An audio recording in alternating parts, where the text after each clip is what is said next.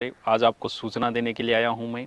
और लगभग जो बच्चे सोशल मीडिया पे जुड़े उनको सूचनाएं बहुत पहले पहुंच गई थी, लेकिन मैंने नहीं बताई थी। तो मेरा बताने का काम अब है, क्योंकि बहुत सारे ये भी वेट करते हैं कि सर आएंगे तो ही, सर कहेंगे तो ही आएंगे।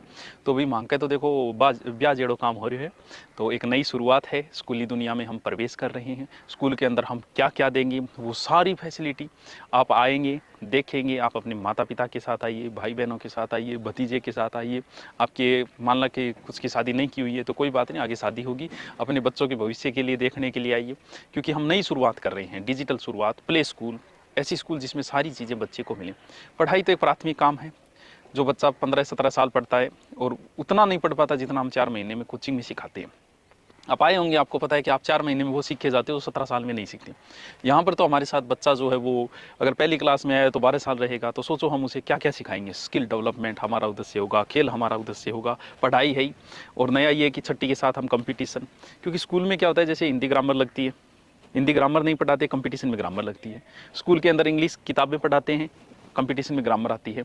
तो हम छठी क्लास से ही वो चीज़ें दे देंगे बच्चों को कि 12वीं करने के बाद उसे BSTC, PTT, police, in coaching की आवश्यकता ही नहीं होगी। हमें पता है कंपटीशन में क्या आता है, हम कंपटीशन में पहले ही प्रिपेयर कर देंगे उसको। क्योंकि जब कंपटीशन में तो हिंदी ग्रामर आ रही है, स्कूलों में पढ़ाई नहीं जा रही, तो बच्चे को कोचिंग आना पड़ता है। वो सारी चीज़ें हम पहले से ही दिमाग में रखें कि इस बच्चे को कैसे प्रिपेयर करें कि आगे जाके इसकी कोई समस्या नहीं। बच्चे में कौन सा स्किल डेवलपमेंट है, ये खेल में जा सकता है, पेंटिंग में जा सकता है, या किसी और कारीगरी काम में जा सकता है। वो हम पहले से ही कोशिश करेंगे कि बच्चे को उस हिसाब से हम डेवलप करें। हमने स्कूल में बहुत कुछ नया किया है, डिजिटल स्कूल की है, प्लेग्राउंड बनाया है, स्विमिंग पूल बनाया है, बास्केटबॉल मैदान, क्रिकेट मैदान, और ट्रैक, दौड़ने के लिए ट्रैक, सिनेमा हॉल, गाड़ी सिखाना। यानी एक ज़माना था जब कहते थे कि स्कूल में घुड़सवारी सिखाई जाती है, तो भाई घुड़सवारी क्यों सिखाएं? अब क्या तैमूर लंगाएगा जो हम घुड़सवारी सिखाएं? अब काम है उसका गाड़ी चलानी आनी चाहिए, आगे गाड़ी सीखनी है उसे, घोड़े पे नहीं बैठना है उसको, एक दिन बैठना है घोड़े पे, बाकी नहीं बैठना है घोड़े पे।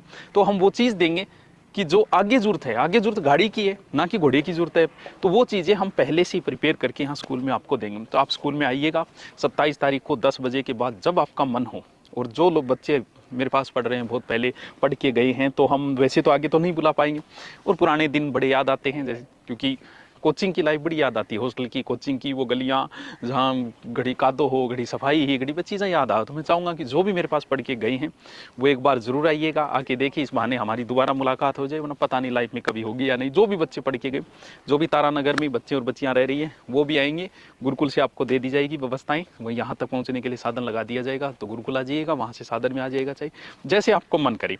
लेकिन आप पहुँचिएगा 27 को, और देखिए, और हमें भी हौसला अफजाई करिए। और कोई नई और कोई सुविधा हमें करनी हो, और तारानगर के लोग, जो भी बड़े बुजुर्ग, छोटे बच्चे, या हमारे साथीगण जो भी है तारानगर के आसपास गांव के जो भी हैं, वो आएंगे और आके देखें स्कूल में, और हमें भी बताएं कि और हमें इस लाइन में क्या सुधार करना है। ये हमारी नई शुरुआत है।